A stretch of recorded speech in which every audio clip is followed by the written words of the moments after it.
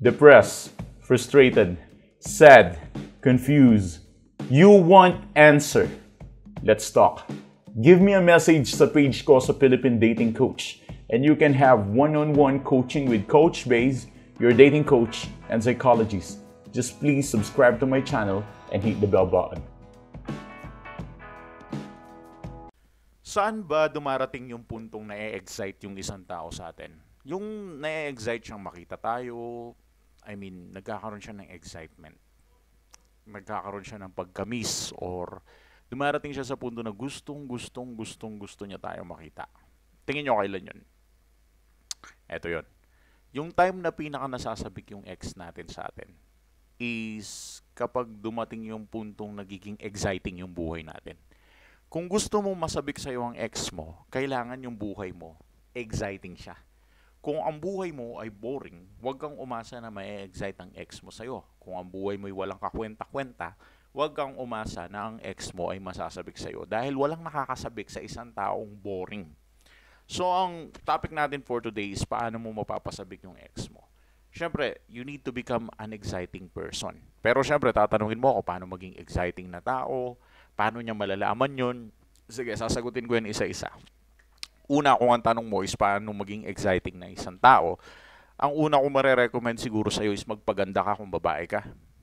Alam mo yun? I mean it. Magpaganda ka. Magpa-sexy ka. Ibuhos mo yung oras mo sa gym. Ibuhos mo yung oras mo sa pagpapapayat, pagpapaayos ng katawan. Maging consistent ka.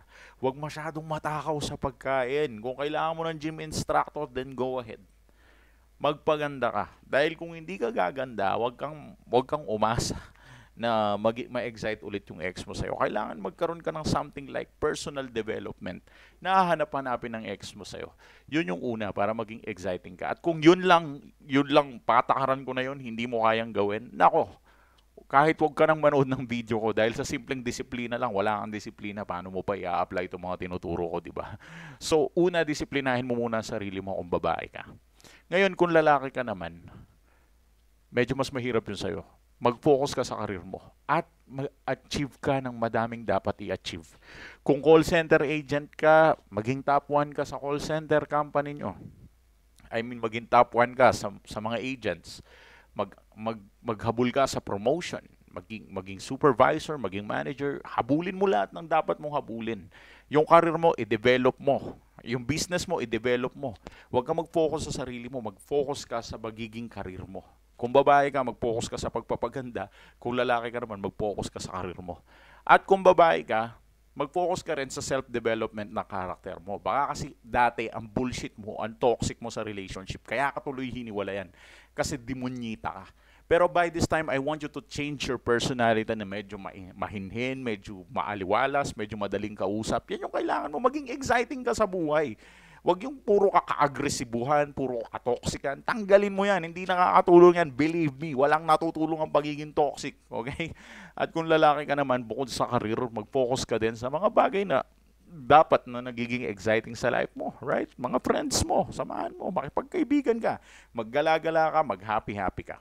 So, those are the two things. Pero ang pinaka-last dyan is adventure. Lalaki ka man o babae ka, learn to do adventure. I don't care kung ang edad mo ay 50, 60, it doesn't matter at all. I want you to do adventure. Dahil ang taong nag-adventure, ibig sabihin, exciting siya.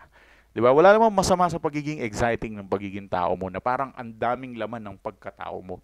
Hindi yung kapag kilala ka ng isang tao, parang naaalala lang niya yung kwarto ng bahay mo dahil alam niya, nandun ka lang sa loob ng kwarto, punta trabaho, uwi bahay, punta trabaho, uwi bahay. Ang boring naman ng buhay mo. Di ba? Sana matuto ka din na naglalabas, nagja-jolly, nag-exercise, nagpapagana. That's what you need to do. Okay? And right now, meron akong bagong proposal sa inyo. Ito, surprise ko. Sa lahat ng mga lalaki. Literally, sa mga lalaki lang. Please, kung babae ka, pwede mo nang i-stop yung video na to. Please.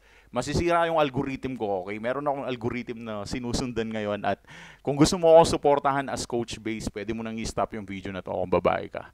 Pero kung naku-curious ka, pwede mo pa rin ituloy, pero wag mong i-click yung channel, okay? Meron akong bagong channel na ginawa for real men lang. Para sa mga lalaki lang to. So kung babae ka, wag mo muna i-click tong channel na to. Ito yung tinatawag na Wisdom of Base. Ang Wisdom of Base ay hindi for women channel. So, girls, OP muna kayo ha. Wala munang papasok sa channel na to para maingatan ko yung aking algorithm sa bagong channel na bubuuin ko. Gusto ko sana puro lahat ng kalalakihan pasok dito. Okay? Alam niyo yung banyo? Yung banyo, di ba, merong male and female. O, parang pang male na banyo to, pang male na toilet to. Wag muna kayong papasok. But do not worry, girls. Gagawa ko ng channel for you. Gagawa ko ng channel para sa inyo, okay? But right now, let us talk about this new channel na kinreate ko. Ito yung tinatawag natin Wisdom of Base. Sa lahat ng mga lalaki, nandyan pa ba? Nandyan pa ba? Oh, wag nyo muna i-close yung video. Lahat ng guys, okay? Ito na. Meron tayong bagong channel. Ito ang Wisdom of Base. Ang tinuturo ko dito is the knowledge how to get a woman. Diyan nag-start ang channel ko. And just trust me, no? Kung magaling ako sa mga X-back na yan, mas magaling ako dito. Ito yung forte ko. Ito talaga yung tinuturo ko dahil dito ako pinakamagaling. Kumbaga si Stephen Curry, pwede nating sabihin na magaling siya mag-layup.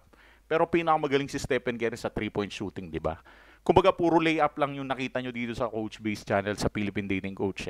Gusto kong makita ninyo kung paano ako mag 3-point. Ang ibig ko sabihin, gusto kong makita ninyo yung pinaka-forte ko. At ito ang pinaka-forte ko, ang pagtuturo ng dating game. So right now, ini-start ko na itong Red Pill channel ko or dating game channel ko na ang tinatawag is Wisdom of Base. Lahat ng mga kaalaman ko, lahat ng karunungan ko pagdating sa pag-chicks at pagkuha ng isang girl sa life mo is dito ko ilalagay sa channel na to. Man, believe me, kung gusto mo ng self-improvement, ito yung channel na kailangan mo. Kailangan mo mag-subscribe sa channel na to. Ayan, nandyan siya. Sa ilalim ng video, makikita mo yung link. Pwede mo siyang i-click or i-search mo yung Wisdom of Base. I-search mo or tignan mo dyan sa ilalim ng link. Nandyan. Mapapanood mo ang kauna-unahang video ko.